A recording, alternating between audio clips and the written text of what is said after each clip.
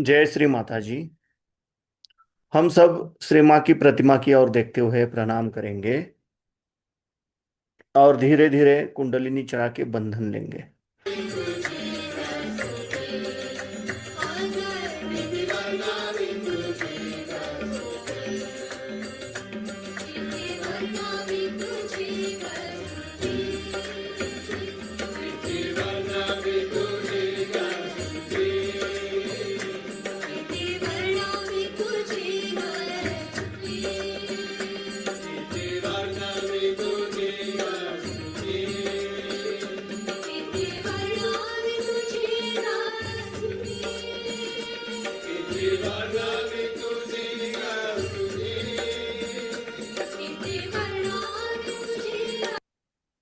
परम पूज्य श्री माता जी, आप ही साक्षात श्री आदिशक्ति हो।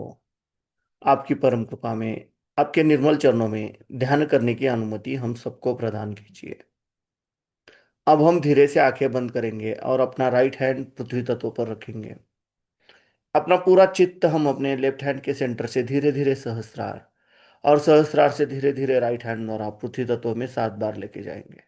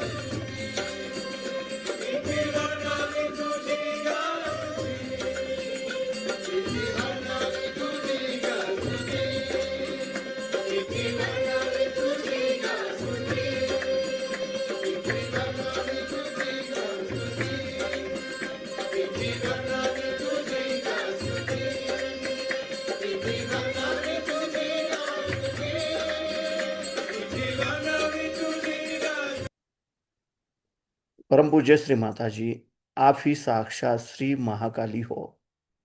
आपकी परम कृपा में कृपया हमारे ईड़ा नाड़ी के तमोगुण के सभी दोष, सभी बाधाएं इस राइट हैंड द्वारा पृथ्वी तत्व में समर्पित कर लीजिए और हमारी इच्छा शक्ति शुद्ध एवं निर्मल बनाइए, जागृत बनाइए। अब हम अपना राइट हैंड अपनी गोद में रखेंगे और लेफ्ट हैंड आकाश तत्व की ओर करेंगे। अपना पूरा चित्त हम अपने राइट हैंड के सेंटर से धीरे धीरे सहस्रार, और सहस्रार से धीरे धीरे लेफ्ट हैंड द्वारा आकाश तत्व में 7 बार लेके जाएंगे।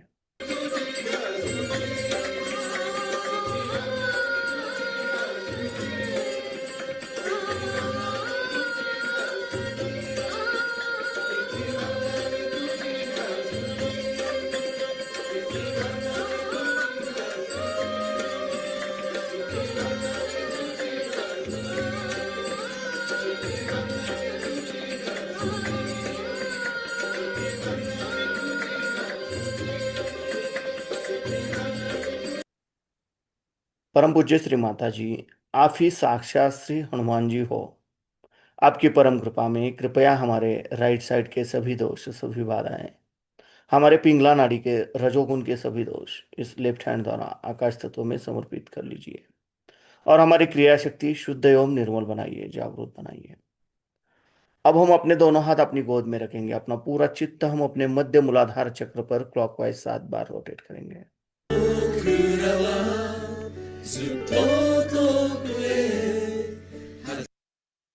नायो अप्राप्त मृत्युर्वा महारोगहतोऽपि वा सद्यः सुखमवाप्नोति दीर्घमायुश्च विन्दति सर्वदारिद्र्यशमनम्। परम पूज्य श्री माता जी, आप ही साक्षात श्री निर्मल गणेश हो। आपकी परम कृपा में कृपया हमारे मूलाधार चक्र के सभी दोष, सभी बाधाएं, हमारे अंदर श्री गणेश तत्व प्रस्थापित होने के आड़े आने वाली सभी बाधाएं इस पृथ्वी तत्व में समर्पित कर लीजिए, और हमारे अंदर श्री गणेश तत्व जागृत कीजिए। हमें श्री गणेश जी के जैसा अबोधित एवं पवित्र बनाइए, जागृत बनाइए। श्री निर्मल गणेश साक्षात। ओम तमेव साक्षात श्री निर्मल गणेश साक्षात श्री आदिशक्ति माता जी श्री निर्मला देवे नमो नमः। अब हम अपना राइट हैंड अपने लेफ्ट स्वादिष्ठान चक्र पर रखेंगे। परम पूज्य श्री माता जी, आपकी परम कृपा में कृपया हमें शुद्ध एवं निर्मल विद्या प्रदान कीजिए। परम पूज्य श्री माता जी, आपकी परम कृपा में कृपया हमें शुद्ध और निर्मल विद्या दीजिए।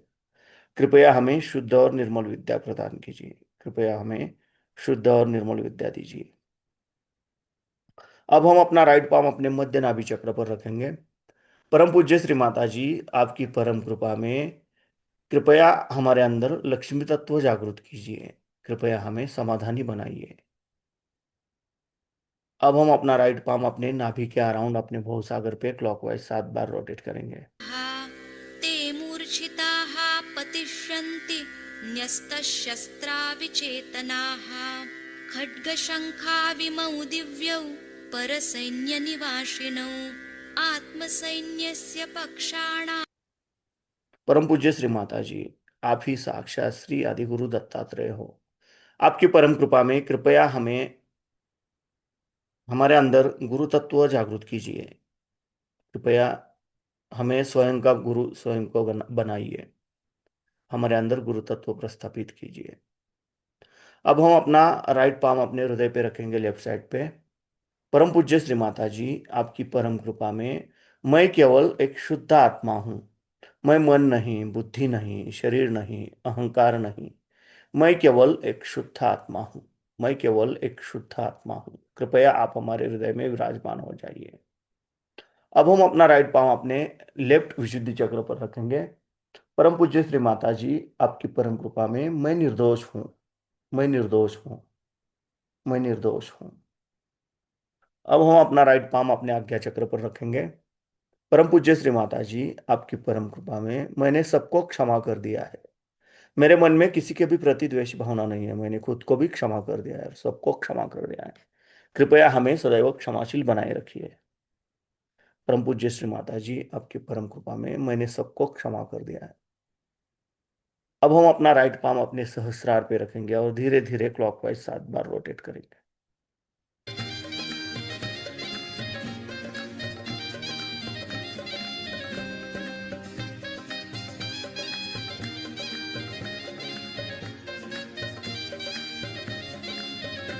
परम पूज्य श्री माता जी, आप ही साक्षात श्री सहस्त्रार स्वामिनी हो।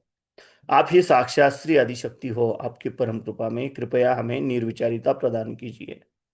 अब हम अपने दोनों हाथ अपनी गोद में रखेंगे। अपना पूरा चित्त हम अपने दोनों हाथों से बनने वाले चैतन्य लहरियों पे और अपने सहस्त्रार पे रखेंगे और इस अवस्था में हम श्री माँ की अमृतवाणी सुनेंगे।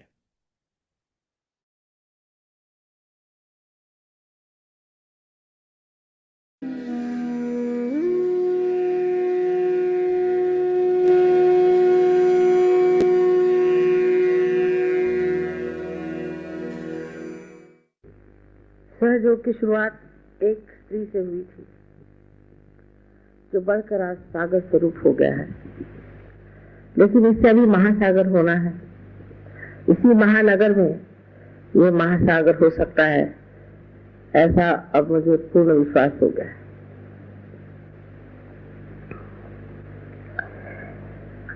आज आपको मैं सहयोग की उपादेयता तथा कुंडलिनी के जागरण से मनुष्य को क्या लाभ होता है वो बताना चाहते हैं। माँ का स्वरूप ऐसा ही होता है। अगर आपको कोई कड़वी चीज देनी हो तो उस पे मिठाई का लेपन कर देना पड़ता है, किंतु सहयोग ऐसी चीज नहीं है। सहयोग पे लेपन भी मिठाई का है और उसका अंतर्भाग तो बहुत ही सुंदर है। सहयोग जैसे आपने जाना है, सहज, सह माने आपके साथ पैदा हुआ, ऐसा जो योग का आपका जन्मसिद्ध हक है वो आपको प्राप्त होना चाहिए। जैसे तिलक ने कहा था, बाल गंगाधर तिलक साहब ने पहली कोर्ट में कहा था कि जन्म सिद्ध हक हमारा स्वातंत्र है, उसी तरह हमारा जन्म सिद्ध हक स्वतंत्र को जानना है। स्व स्वतंत्र हमारे अंदर परमात्मा ने हजारों वर्ष संजो कर प्रेम से अत्यंत सुंदर बना के रखा हुआ है, इसलिए इसमें कुछ करना नहीं पड़ता। सिर्फ कुंडलिनी का जागरण होकर आपका जब संबंध इस चराचर में फैली हुई परमात्मा की प्रेम की सृष्टि से, उनके प्रेम की शक्ति से एकाकार हो जाती है, तब योग साध्य होता है। और उसी से जो कुछ भी आज तक वर्णित किया गया है, जो संतों ने वर्णित किया हुआ है, जो मार्क्स ने कहा, जो बड़े बड़े तत्ववेत्ताओं ने कहा, उस परमात्मा के साम्राज्य की आपको प्राप्ति हो जाती है। ये सब कुछ आप ही के अंदर स्थित जो सुंदर रचना है उससे घटित होता है। आज आपसे मैं, जैसा कि मैंने बताया था, कुंडलिनी के माध्यम से हम कैसे नानाविध लाभ उठाते हैं उसके बारे में बताऊंगी। और दूसरी बात, एक विनती भी है कि जिससे हमारा आज तक कभी हित हुआ ही नहीं, और अगर हित ही हमारे लिए सबसे उत्तमोत्तम चीज है, तो सब कुछ छोड़ करके हमें अपने स्वार्थ में उतरना चाहिए। स्वार्थ का अर्थ भी हमारे पूर्वजों ने बड़ा ही सुंदर बताया है। स्व का अर्थ पाना ही स्वार्थ है, लेकिन हम स्वार्थ को उल्टी तरह से समझते हैं। जिसने स्व का अर्थ पा लिया वो स्वार्थ हो गया, और स्वार्थ पाते ही जो कुछ स्वयं के लिए हितकारी है वो तो होता ही है, और स्वयं से निगड़ित जो सब कुछ है उसका भी हित हो जाता है। सर्वप्रथम कुंडलिनी का जागरण होना जब शुरू होता है तो श्री गणेश मूलाधार चक्र में इसकी व्यवस्था करते हैं।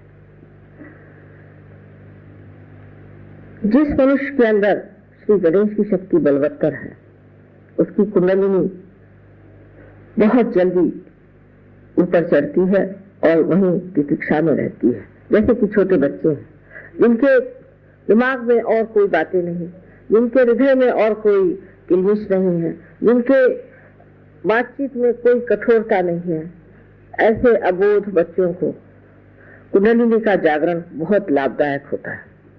और ऐसे लाभप्रद चीज को पाने के बाद ये बच्चे दुनिया के बहुत सी गंदी चीजों से अपने आप अछूते हो जाते हैं। वो गलत रास्ते पे जा ही नहीं सकते।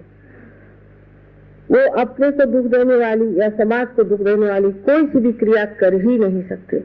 उनका उधर मन ही नहीं जाता। वो सबके प्रति अत्यंत विनम्र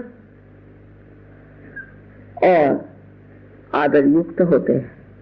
किसी का भी वो अपमान नहीं करते, किसी को वो दुख नहीं देते, किसी को वो तकलीफ नहीं देते। सारी चीजों के और उनकी दृष्टि अत्यंत शुद्ध और निर्मल होती है।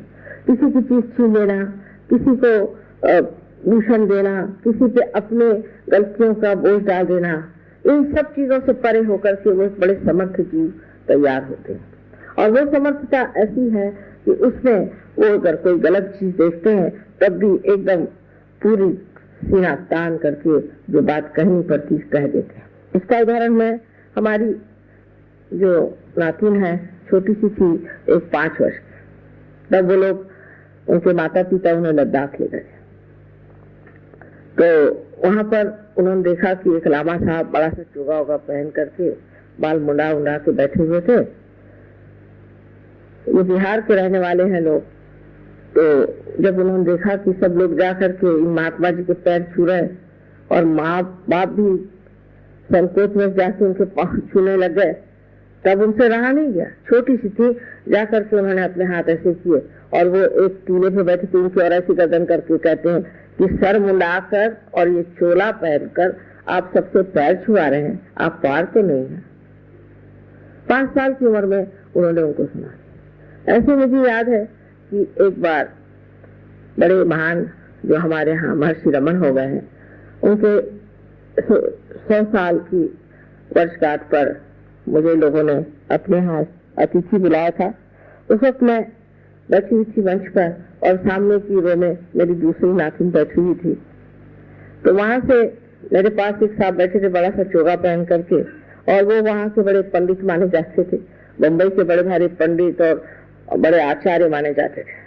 वहां से खड़े होकर कहती है, नानी ये जो मैक्सी पहन के बैठा है इसको भगाओ, इससे इतनी गर्मी आ रही हम लोग यहाँ बैठ नहीं पाएंगे।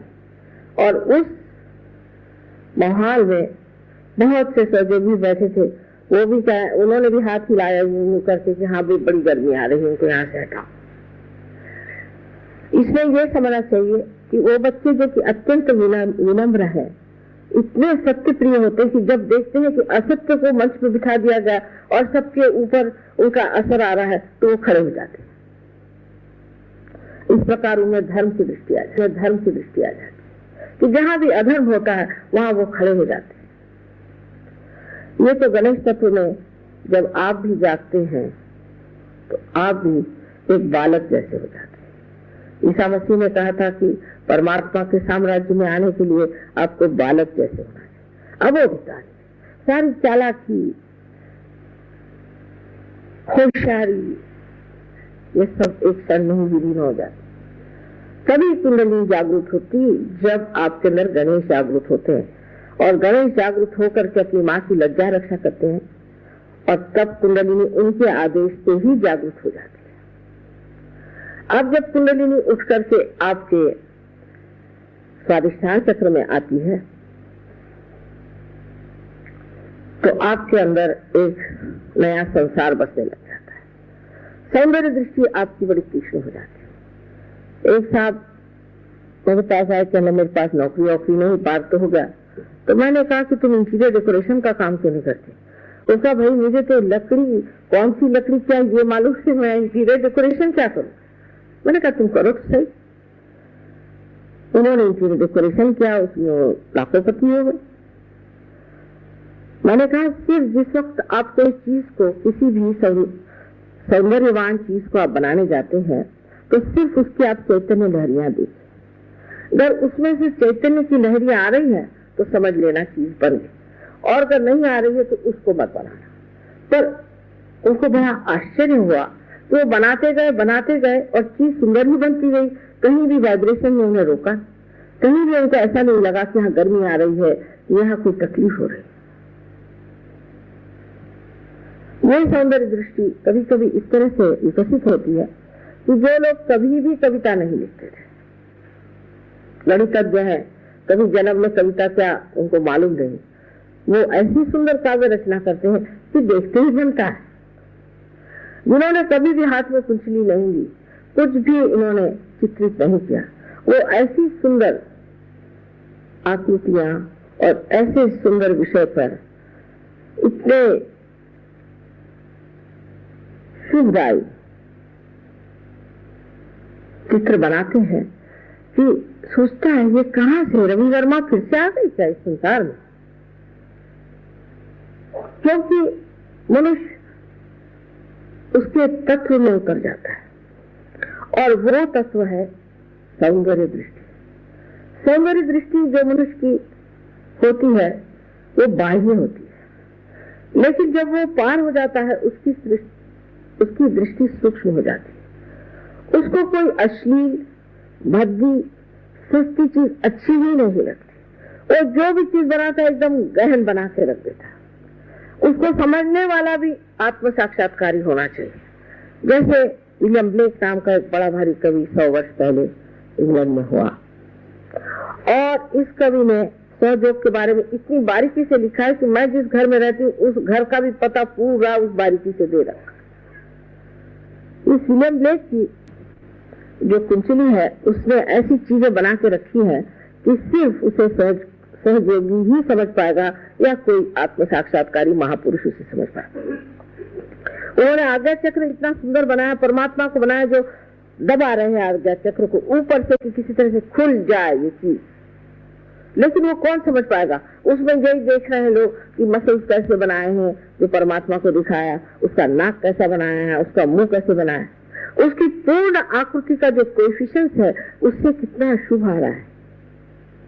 जब मैं लंदन पहुंची तो सर्वप्रथम मैंने कहा कि विलियम ब्लेक की 100 वर्षगांठ है, उसमें एग्जीबिशन उसे जाना है।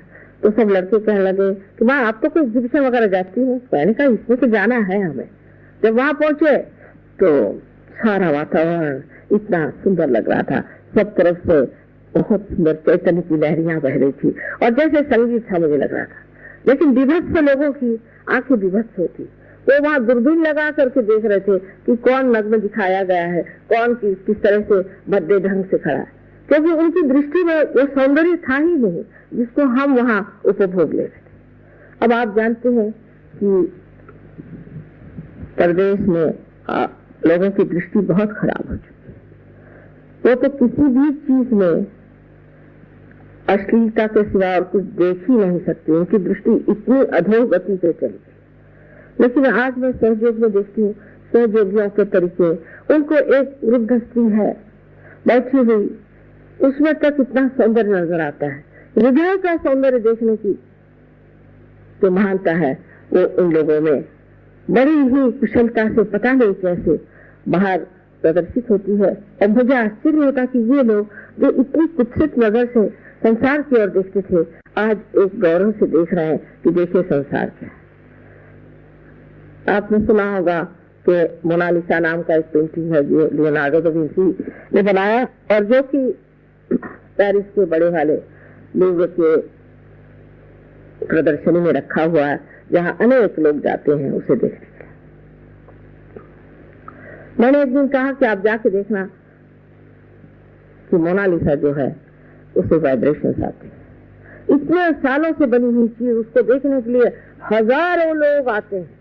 वो स्त्री कोई बड़ी आजकल की मॉडर्न सिनेमा स्टार जैसी नहीं है, काफी भरभक्कम शरीर है उनका और उनके मुख पर एक हंसी है, एक सादगी है और हजारों लोग इतने दिन से उसे देखने आ रहे हैं। मैंने कहा आप भी जाके देखिए उसमें क्या चैतन्य की लहरियां आती है नहीं। जब ये लोग पेरिस गए उनका माँ अंदर घुसते ही इतने वाइब्रेशंस हमें आ रहे थे, हम तो अभिभूत होकर देखते रहे। हमने कितने बार इसका चित्र देखा, हमें कभी ऐसे लगा नहीं। फ्रांस के लोग जो कि माहिर है कुत्सिकता में, जो कि बहुत ही गंदी बातों में उलझे हुए, उनके साहित्य और उनके तौर तरीके इतने गंदे हैं कि उनसे कुछ सीखने का ही नहीं। मैं तो उनको कहती थी कि आपका तो बाथरूम कल्चर है पूरा, आप पूरे बाथरूम कल्चर के लोग और आपको कोई बात नहीं आती। लेकिन आज वो स्वर्ग में बैठे हुए हैं और इतने सुंदर लोग हैं, इतने सुंदर हो गए हैं कि आश्चर्य लगता है कि जैसे ही उनके अंदर आत्मा का दीप जल गया तो इतने प्रेम के शुद्ध स्वरूप में शुभ अशुभ के विचार से प्लावित वो इतने कीचड़ में बैठे हुए ये कमल पता नहीं किस तरह से खिलकर सब दूर सुरभित हो गए। ये तो आपके स्वाधिष्ठान चक्र पे कुंडलिनी के आने से होता है, जिसको संगीत नहीं सुनाई देता। आप जानते हैं आप कि बहुत से लोग क्लासिकल म्यूजिक नहीं पसंद करते। अब ये तो ओंकार से आया हुआ हमारा भारतीय संगीत है। हम लोग बहुत लड़ते हैं कि हम भारतीय भारतीय हैं, जिसको अगर हमारे यहाँ का संगीत नहीं समझ में आता मैं तो उसको भारतीय किसी प्रकार भी नहीं माना। इस मामले में हम लोग हमेशा विदेशों की ओर दौड़ते हैं, उनसे हम उनका संगीत सीखने का प्रयत्न करते हैं। इस घराने, इस महान योग भूमि ने इतना ऊंचा संगीत हमें दिया है, उसको हम समझ नहीं पाते। हमारा लेक्चर हो रहा था दिल्ली में, अमजद अली साहब भी सहयोगी हैं, जब से समय सहयोगी हो गए बहुत बदल गए और उनकी सारे बजाने में भी बहुत फर्क आ गया। लेकिन जैसे उन्होंने बजाना शुरू किया आधे लोग उठ के चले गए। हम तो माँ को सुन आए थे, मैंने समझ मैं ही तो बोल रही हूँ, अमजद अली क्या बजा रहा है, मैं ही उसमें बोल रही हूँ, बैठो तो सही। जिसको संगीत का जरा भी शौक नहीं है उसको सोचना चाहिए कि एक दिन ऐसा आएगा कि ऐसा आपको शौक लगेगा कि चाहे संगीत कार उठ जाए आप नहीं उठे। ये हाल इन हमारे सहयोगियों का है। आज देश विदेशों में जहाँ जहाँ सहयोग पहुंचा है हजारों के तादाद, जहाँ भी होंगे कोई म्यूजिशियन आए। भीमसेन जोशी आप जानते हैं, पंडित भीमसेन जोशी महाराष्ट्र के बड़े भारी गवैये हैं, जो कि श्री और मारवा जैसे राग की जो बड़े बड़े जानने वाले भी तंग आ जाते हैं, उस श्री मारवा में जम जाते हैं और उसके स्थाई पर बैठे हुए आराम से पूरा मारवा का बांधना देखते हैं जैसे कि कोई इमारत अंदर बन रही। ये असली भारतीय है, इनको मैं असली भारतीय समझती हूँ जिनका ओंकार से संबंध है, जो ओंकार से भरा हुआ संगीत जो भारतीयों से समझते हैं। अभी चिट्टी बाबू आए थे दक्षिण से, उनका संगीत सारे सुनते विभोर। महाराष्ट्र में तो कोई जानता भी नहीं कि साउथ इंडियन म्यूजिक क्या होता है, थोड़ा बहुत तो थियोरी में जानते हैं, लेकिन सारे महाराष्ट्रियन और सारे प्रदेश के लोग और सब बैठे रहे उनके कान सुनते हो, उनका बजाना देखते हो। वो खुद हैरान कि इससे तो मद्रास में लोग नहीं मिलते जो यहाँ बैठे माँ आपके सुन रहे हैं।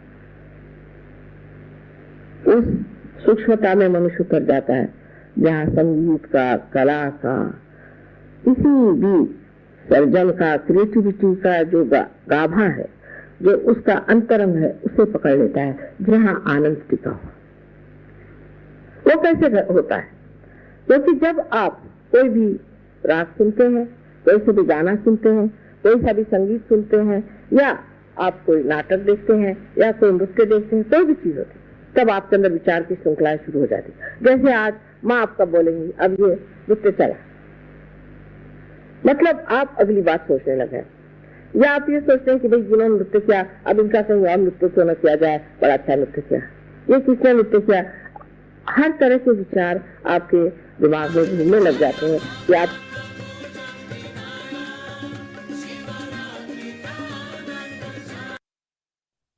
हम धीरे से आंखें खोलेंगे और श्री माँ की प्रतिमा की ओर देखते हुए प्रणाम करेंगे और कुंडलिनी चढ़ा के बंधन लेंगे।